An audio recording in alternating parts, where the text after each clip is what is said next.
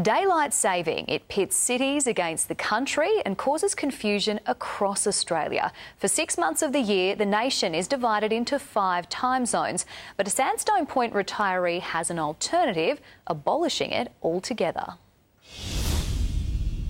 It sounds simple. Just half an hour, that's all we're talking about. Moving the clocks forward once, permanently. It's not daylight saving we need, it's synchronising the clocks. Graeme Brittenden says his plan would put 88% of the population on the same time. Instead of 5 time zones in summer, there'd be 3, synchronising Queensland, New South Wales, the ACT, Victoria, Tasmania and from October, South Australia.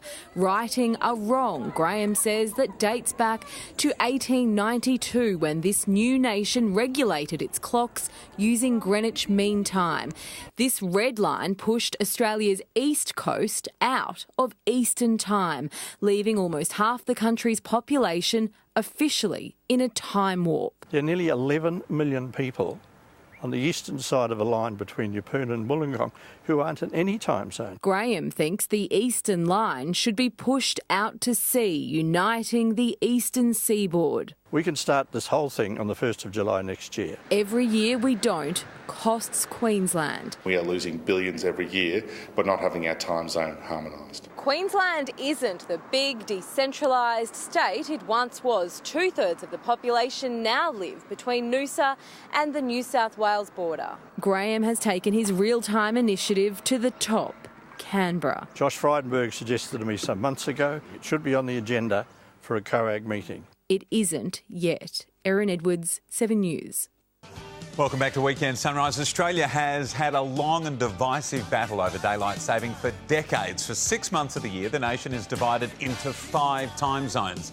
But an anti-daylight saving campaigner has come up with an alternative which he says is based on science. He says our time zones were never drawn up properly in the first place, and the major East Coast population areas, which include Brisbane and Sydney, should really be included in a time zone out at sea. So his solution is for a restructure of time zones, which would end the need for daylight saving. And the man with a plan, Graeme Brittenden, joins us now live from Sandstone Point at Bribie Island in Queensland. Good morning to you, Graeme. So let me get this right. You say moving our clocks forward by 30 minutes is all we need to do. Is that right? The clocks on the eastern seaboard, that's all. South Australia did it some years ago when they realised they weren't situated in the right time zone. They moved their boundary forward by half an hour. I'm suggesting we do the same because there's 11 million people at the moment on the east coast who aren't part of the standard time zones in our country. All right, so just explain then, in summertime, how would this manoeuvre get 5 time zones down to 3? All right, well, if we move the clocks forward permanently, and that's one of the big pluses, we do it permanently, not every 6 months. We do it once and that's the finish. By 30 minutes, that takes it out to 157.5. It's presently 150. And that goes on beyond the shores. We don't need to go out for an hour. That almost takes us to Wellington. We're going to take the Kiwis over. That's not the way to do it. OK, so we shift the Eastern Standard Time forward only. OK, so an Eastern time zone, a Central time zone and a Western time zone. Is that it? Yeah, we've got those other 2 already. Central and Western are fine, but Eastern should have been fixed back in 1899 when they changed the Central Time. All right, so why are we currently sitting then in the wrong time zone? Explain that to us. Well, when they set up Standard Time way back in the 1800s, 1890s, they said Greenwich will be the base, 8 hours to the west, 9 hours to Central and 10 hours to Eastern. But they didn't bother to look and see where 150 degree was. 150 degrees is quite some way from the coast.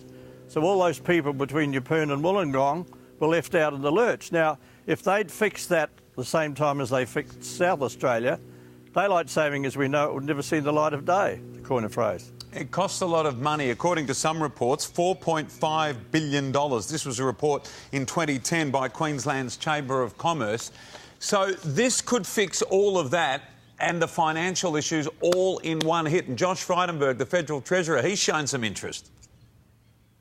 Well, it's interesting we should point to that because I extrapolated those figures. It's well over $5 billion now, $5 billion a year. That's only Queensland. I'm still waiting to get some figures from the southern states because it must be costing them a fortune when we're out of sync. And as far as Josh Frydenberg is concerned, I'm getting his messages from Josh. He's not getting mine. The sooner we go and have a look at that suggestion that he made, that this is a subject for COAG, the better. So I hope he or one of his staff are watching, because once we do that, we'll bring the feds in. Even though it's a state decision, the feds need to be involved because there's a lot of tax involved that we're missing out on. All right, well, it's a very interesting proposal. Certainly will make people sit up and take notice. It is a bugbear of a lot of Australians, all of those different time zones in summer. Graeme, thank you for your time this morning. My pleasure, Basil. Good to talk to you. Good on you, mate. Over to you, Mon.